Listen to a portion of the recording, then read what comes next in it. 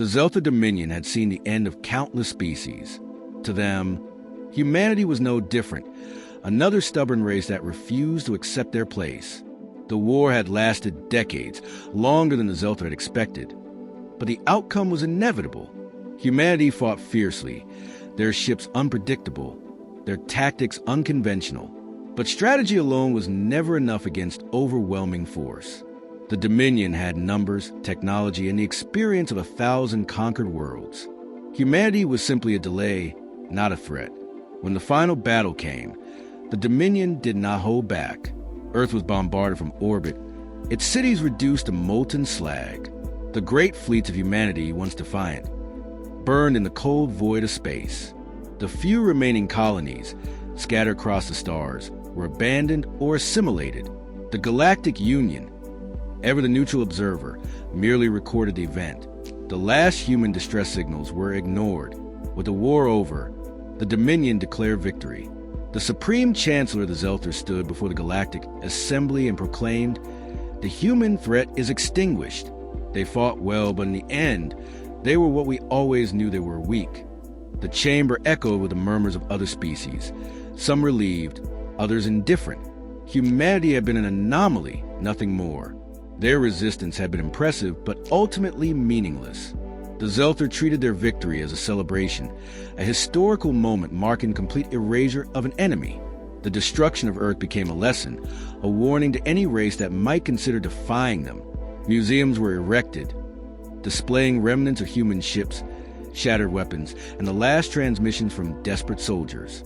The final words of a dying human captain, "We are not done," were played on repeat in the halls of power. A curiosity, nothing more. In the years that followed, the Zeltha focused on expansion. New planets were absorbed into the Empire, new species brought under control. The war against humanity became a footnote, a testament to the might of the Dominion. The few humans that had survived, prisoners, refugees, and those who had gone into hiding, were seen as little more than scavengers. Some were even kept as relics, living proof of a species that had dared to resist and failed. But among the stars, something moved in the shadows. Supply lines faltered. Ships vanished without explanation. Outposts, secured for decades, sent distress signals that were abruptly cut off. Patrol fleets dispatched to investigate never returned. At first, the Dominion dismissed these incidents as simple malfunctions, pyroactivity, or internal sabotage. It was easier to believe in minor disruptions than to consider them possible. Then, the first message came. A transmission hijacked Zeltha communications, overriding their secure networks. A single voice, altered and distorted, spoke in flawless Zeltha. "You thought the fight was over?" The Dominion reacted with immediate aggression. Entire fleets were mobilized to hunt down the source. Armies were deployed to reinforce their holdings. But no enemy could be found. Attacks continued, precise and unrelenting. Power stations exploded. Starports collapsed. Entire colonies returned to ash overnight. The tactics were calculated, surgical, designed not to claim territory, but to cripple the Empire piece by piece. The Zeltha's arrogance blinded them. They believed humanity was gone, eradicated. They could not comprehend the truth, that humans had never surrendered. They had simply gone silent, waiting, rebuilding, preparing for the moment when the real war would begin. The Zeltha believed themselves invincible, but their mistake was thinking humanity fought like them. The war had been lost on the battlefield, but humans never played by the rules of war. Their survival was not dependent on treaties, homeworlds, or fleets. Their survival was an adaptation, and the ability to become something else when necessary. Scattered across the void, the remnants of humanity did not mourn their defeat. They did not despair. They planned.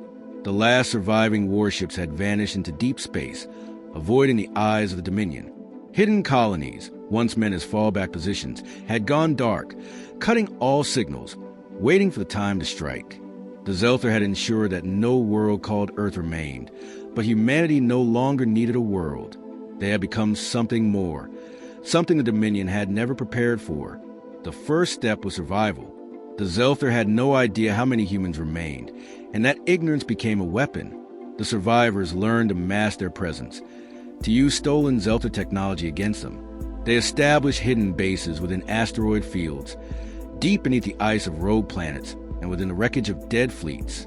Each base was a fortress, undetectable and impenetrable. The second step was preparation. The war had been lost because humanity had fought conventionally. That would not happen again. Scientists, engineers, and strategists worked in absolute secrecy, unbound by laws, limitations, or morality. The weapons they created were unlike anything the galaxy had seen before. Their ships were smaller but faster, impossible to track, capable of attacking and vanishing before sensors registered their presence. Their soldiers were no longer just men and women. They were enhanced, stronger, faster, and unrelenting. Their minds were connected to combat AIs that calculated probability in real time, predicting enemy movements before they happened. The third step was testing. The first attacks were simple. A Dominion cargo fleet disappeared without a trace. A relay station exploded, taking an entire communications network offline. A Zelther warship, state-of-the-art, was found drifting, its crew missing, its systems wiped clean. Each event was dismissed as coincidence, an accident, or a minor rebellion. But the attacks grew. They became more precise. Zelther commanders started whispering about ghost fleets, enemies they could not see, could not predict. Panic set in. Then the Dominion found proof. A listening post intercepted a transmission between two unknown ships. The message was brief but unmistakable. Phase 1 is complete. Phase 2 begins now. The Dominion scrambled to respond, but it was already too late. The humans had tested their weapons, perfected their strategies, and measured the weaknesses of their enemy. They knew how the Zelther thought, how they fought, and how they would react. And now, humanity was no longer simply attacking. They were hunting. The moment humanity got serious, the war was no longer a conflict. It was an execution. The Zelther Dominion had always ruled through overwhelming force. Their fleets numbered in the thousands, their soldiers trained to crush resistance before it could begin. They had expected humanity, if it somehow survived, to return with another desperate stand, another futile fleet, another war of attrition they could easily outlast. That was not what happened. The attacks escalated with terrifying precision. Zelther warships didn't just go missing. They were erased from existence, their wreckage never found. Planetary defenses collapsed before their operators even realized they were under attack. Elite garrisons stationed across conquered human colonies woke up to find their supply caches emptied, their orbital stations hijacked, their commanders missing. Entire Dominion strongholds, once thought impenetrable, fell without a single shot fired. Their security systems turned against them, their targeting arrays suddenly blind to incoming threats. In one horrifying instance, a Zelther dreadnought fleet, assembled to reinforce a key sector, emerged from hyperspace, only to find itself surrounded by mines, their activation codes overridden, detonating in perfect synchronization. The message was clear.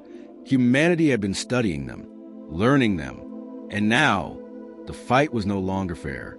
Panic spread to the Zelther ranks. Their enemies were no longer predictable. They weren't engaging in fleet battles or territory disputes. They weren't trying to reclaim lost colonies or open diplomatic channels. They had no demands, no terms. They were erasing the Zelther piece by piece, and no one knew how to stop them. The Supreme War Council convened in desperation. Every remaining high-ranking general, every strategist, every fleet admiral was summoned to devise a counterattack. But as they debated, as they argued over solutions, the doors of their secured war rooms slid open. A single human walked in. No alarms had sounded. No defenses had been triggered. The guard station outside were gone. The Dominion's highest officials, the architects of humanity's supposed extinction, sat frozen as the figure stepped forward. Dressed in black combat armor, face hidden behind a reflective visor, he placed a small device on the table. It activated, projecting a galactic map. Zelther-controlled sectors blinked red. Then, one by one, those sectors vanished, erased. A voice, cold and calm, filled the chamber. You thought the fight was over. The human turned and left. No one moved. No one breathed. Moments later, the capital's orbital defense platforms exploded. The council chamber itself collapsed in flames, and across the galaxy, every remaining Zelter fleet received the same transmission. Phase 3 begins now. The fall of the Zelter was not a battle. It was a reckoning. Their strongest fleets, once symbols of unstoppable dominance, were torn apart before they could even mobilize. Their fortresses, built to withstand centuries of war, crumbled in a matter of hours. The Dominion, an empire that had ruled the stars for generations, found itself utterly powerless against an enemy it had dismissed as extinct. The Supreme Chancellor of the Zelter watched in horror from the last remaining stronghold, Zelter Prime, the heart of their empire. Reports flooded in, each worse than the last. Entire planets lost communication. Warships set to defend key systems have been hijacked and turned against them. Their most classified military assets have been compromised, their strategic reserves detonated before they could be used. Then, the final message came. A single human fleet emerged from hyperspace over Zelter Prime. Not a massive armada, but a formation unlike anything the Dominion had ever encountered. Smaller, sleeker ships, their hulls dark and unreadable, move in perfect synchronization. There was no grand announcement, no declaration of war, just silence. Then the first strike, the planet's defense grid activated, launching everything it had. Every missile, every energy cannon, every planetary shield was turned against the approaching force. It didn't matter. The defenses shut down mid-fire. Their own weapons turned against them, their automated systems overridden. Within minutes, the once impenetrable capital of the Dominion was exposed. Panic turned to chaos. High-ranking officials abandoned their posts, scrambling for any means of escape. Civilian broadcasts begged for mercy. Cities went dark as orbital strikes crippled infrastructure. There was no conventional invasion, no soldiers marching through the streets. Humanity had evolved beyond war. A single transmission echoed across the remains of the Dominion, the same voice that haunted their nightmares, that had signaled the beginning of their end, now spoke their final sentence. We do not start wars, but we finish them. Then, Zelter Prime burned. By the end of the day, the Dominion ceased to exist. Its leaders were gone, its military shattered, its empire reduced to ruins. The Galactic Union, once content to ignore the conflict, watched in stunned silence. They had feared the Zelter for generations, and now they had witnessed something far worse. Because the humans had made their message clear. They did not seek conquest. They did not take planets, nor claim territories. They did not demand reparations or tributes. They simply ensured that those who had threatened them would never do so again. And as the surviving species of the galaxy stared at the smoldering remnants of the once great Zelter Dominion, they all came to the same chilling realization. Humanity had returned, and this time, no one would dare stand against them.